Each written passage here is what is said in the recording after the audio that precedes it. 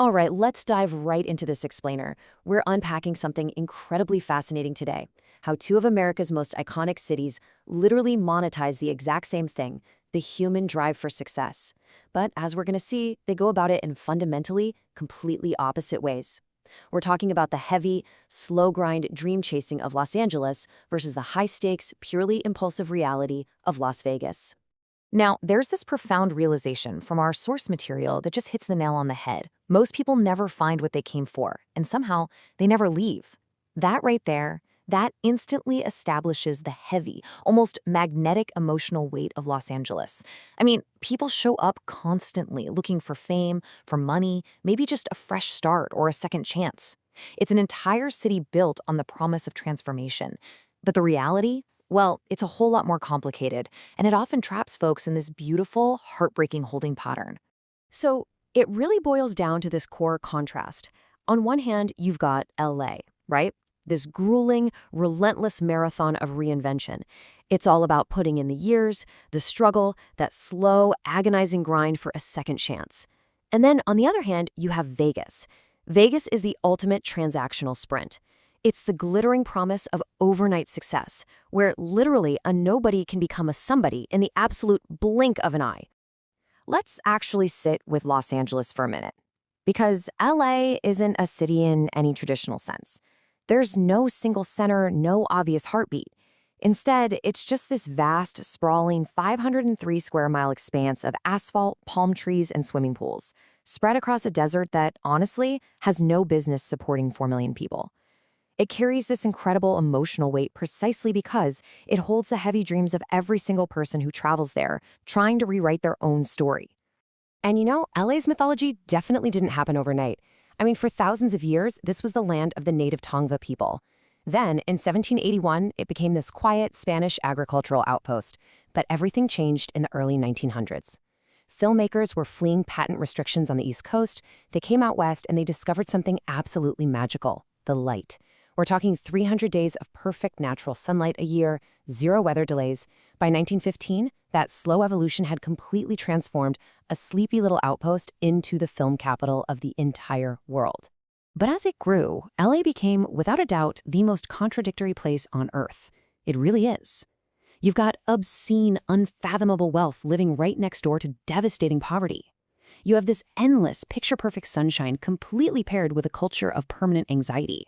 And since the city lacks a traditional center, it just exists as dozens of completely separate cultural universes that almost never overlap. You have Venice Beach, where the 1960s basically never ended. You've got Koreatown, which never sleeps, and Compton, where the murals tell way more truth than any billboard ever could. Together, these totally distinct worlds somehow shape our entire global understanding of beauty, heroism, and justice. But look, chasing this LA dream, it takes a massive physical toll. 119. That is the number of hours the average Angelino spends literally just sitting in traffic every single year. Think about that. That's practically 5 full days, every single year, just sitting bumper to bumper. But here's the crazy part. Nobody really minds. Well, kind of. Because in Los Angeles, those 527 miles of jammed freeways, they aren't just for getting from point A to point B. They're a totally private space. The car's therapy. It's where you cry after a really bad audition, where you scream along to the radio, where you rehearse those acceptance speeches you might not ever actually give. Honestly, the freeway is where this massive city of illusions is actually the most honest with itself. And where does all that diverse history and endless hustle ultimately end up? On a plate. If New York feeds the world in formal, sit-down restaurants, LA feeds it right on the street. That taco truck at 1 a.m., it's genuinely the most democratic dining experience in America.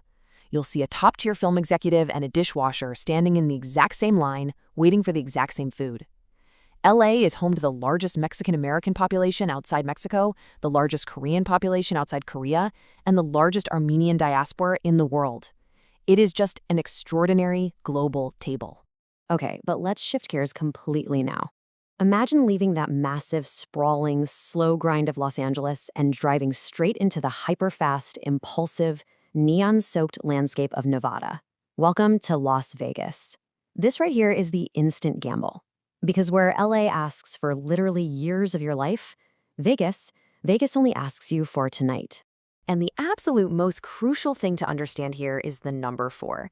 Remember how Los Angeles sprawls out endlessly over 503 square miles? Well, Las Vegas condenses its entire mythology into just 4 miles. 4 miles of pure, concentrated madness just dropped right in the middle of nowhere in a desert. We're talking about a city that didn't even exist 100 years ago, and today it's the most visited tourist destination in America. It's wild.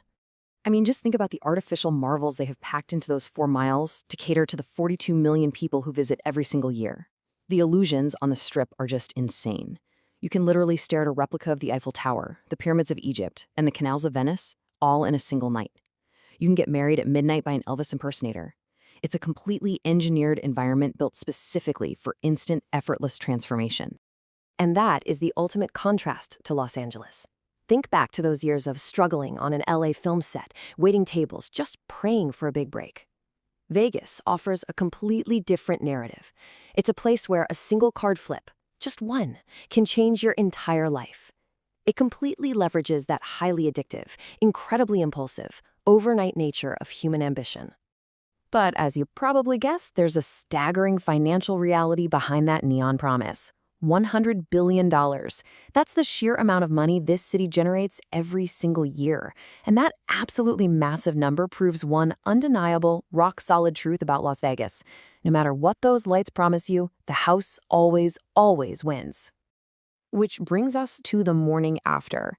Let's just ground ourselves for a second and look at what actually happens in both of these cities when the sun finally comes up and all those illusions fade away.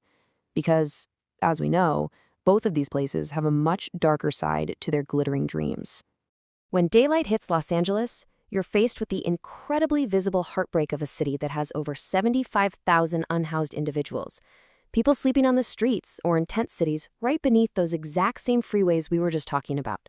These are folks who are totally invisible to the Hollywood cameras, but they are just as much a part of LA.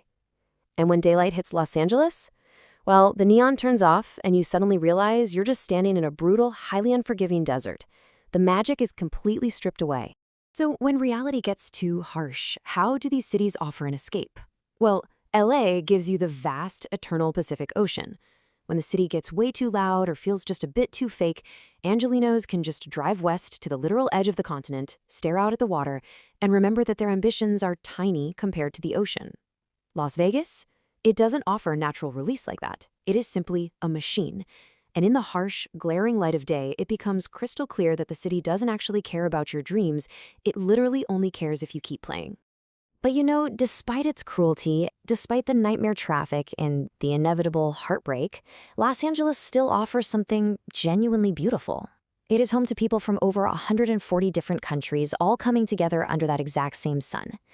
It doesn't promise you success. It certainly doesn't promise happiness. But it does promise a chance. A really messy, totally imperfect chance to reinvent yourself and just become whoever you decided to be. Which leaves us with this final lingering thought. 2 iconic cities, 2 totally different, extreme ways of chasing your ambition. So, what's it going to be? Will you endure the long, heavy freeway of reinvention, sitting in the endless traffic of your own dreams? Or will you take your chances, embrace the neon, and bet it all on a single card flip? The choice is entirely yours.